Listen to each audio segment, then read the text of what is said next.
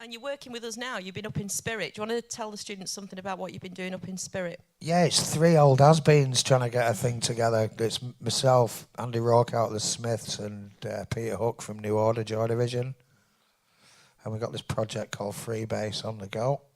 And we think we spent about 3 or 4 days just dubbing some guitars and some percussion.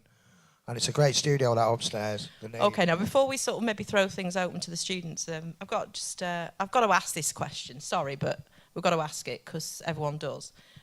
Are you going to reform? Is there any chance of a live tour? If the money was right on the table and all the rest of it? The money's been on the table for the last 10 years. Ian Brown doesn't want to do it. I do want to do it. I'd love to, because the way it finished, it didn't finish very well for me. And there's too many unanswered questions. And I'd love to get out and do it again before we're all fat and bald.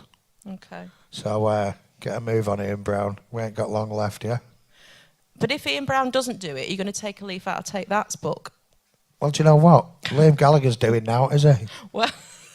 And he's a good mate of mine, so I could always give him a call up. And he, them boys started Oasis from being fans of the Roses, so I'm sure Liam would do a handsome job. What do you think? You heard it first. You heard it first at SSR. I think that's a brilliant idea. My last question I want to ask you, I think it's fair to say that most people, and certainly I bet a lot of people in this room, most people dream about being in a major rock band, a successful one. And there's only a very small percentage of the world that actually gets to experience it, and you're lucky enough to be one of those people. So, was it as good as you thought it was going to be? What is the best thing about being in a successful band, and what is the worst thing about it? I can't really tell you what the best thing is, because there's ladies present, and it's just very undiplomatic of me. I dreamt from being a kid watching Top of the Pops, and I always knew that is exactly what I wanted to do. And when you meet up with the right people, it's just so simple to make music together, and I don't consider it's ever been really hard. Certainly for the Stone Roses, it just went bang, bang, bang, and everything clicked into place really, really easy. I suppose it's just working hard and writing quality bloody tunes and getting the right people on the desk. And if you're fortunate enough to get a decent record company, you won't get ripped off like we did. So, I suppose for all that, it's bittersweet in a lot of ways how the Roses career turned out, but we were all just a bunch of communists anyway. It wasn't about the money. It was about giving people a buzz, maybe expanding a few minds, and booting open the doors to show people that this music game isn't a closed shop. You can come from a council estate or an impoverished background, and you can do it. You don't have to be a middle-class twit to be able to make things move. And I think we achieved that. Because if you look at the bands that came after us, they did kind of use our template, a lot of them, and fair play to them. And that gives you the kind of a really proud feeling to know that you've maybe shown some other kids a way to get out of the trap and you can live a life beyond your wildest dreams. I've been and I've done things totally above my station around the world, places I would never have got to see. I give people a buzz doing it. And if I get splattered by a truck tonight, I'll go with a smile on my face. Great answer.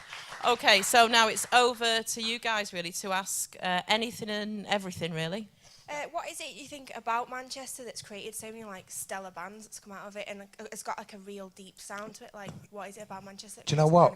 This city has got a swagger like nowhere else in Great Britain or the world. We're very innovative here. Maybe it's to do with the weather, and you've got to stay in a lot, and you've got to think of things to do. I don't know. But Manchester will always throw up, with every subsequent generation, it'll always throw up a killer band. So I'm just about waiting. I think there should be one due any minute. But we know how to do it, and we can walk the walk and talk the talk as well, and it helps. I know from personal experience that when something goes right for me, whether it's making a synth sound or whatever, sometimes I do turn into a little school kid, and you do get very giggly and very excited about it. And I know that you've been in it for a very long time. I was just wondering if you ever get that feeling anymore. Mate, all the time. It's you can never know too much in music, yeah, and you can learn a new technique and a new way of working from working with different people all the time. You know, I'm a big fan of collaboration with people, and you know, maybe trying different stuff from album to album. We've always, with the Scream especially, have tried to do something a million miles away from the last one. And you can teach yourself stuff that you didn't ordinarily know. We jump around like kids, man.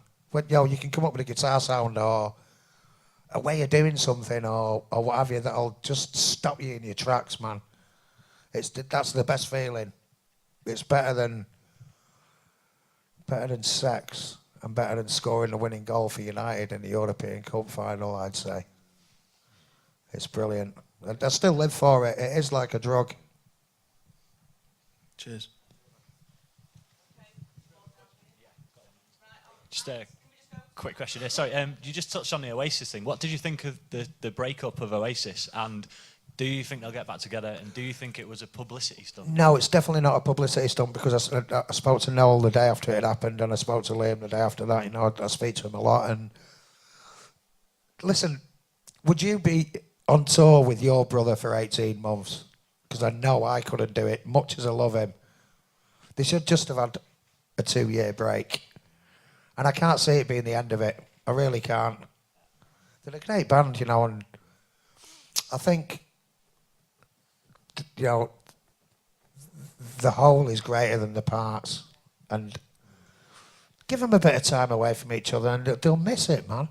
They will miss it. And I'm sure they'll get back together again. I'm sure of it. That's if the Stone Roses will let him back to Oasis. So that's another story, man. Throughout your career, is there anything you'd like to go back and change or redo? Or listen, mate, you can read every time you do something. The one thing about being a musician is knowing when to let go of something. Yeah, it's very difficult. You never. There's a quest for perfection that you'll never ever get. You just got to know when something's good enough to let it go. Now, like I consider I could have done every bass line I've ever done better, but it's knowing when to just chop and move. So you could always do everything better, but you've got to try and do it up to just an acceptable standard for yourself that you know people are going to vibe off, you know. If you had a chance to make a brand new band, who would be your perfect lineup, alive or dead? Ooh. But you know what? I don't know, man. I like Lennon. I like him. Jimi Hendrix I like. I look at people now, and people like Josh Homme from the Queens of the Stone Age for me. The guy is a behemoth, and I've been fortunate enough to work with him. He came and jammed on a song with the Scream. He's an absolute animal. Dave Grohl. You know, if you look at the Crooked Vultures, right, it's got 3 of the most biggest icons of music from various eras. John Paul Jones is the... I saw a programme of him, and it was the Crooked Vultures live at Reading from playing in a tent, and I just nearly went up and chainsawed my basses in half, because I'll never be able to play like John Paul Jones.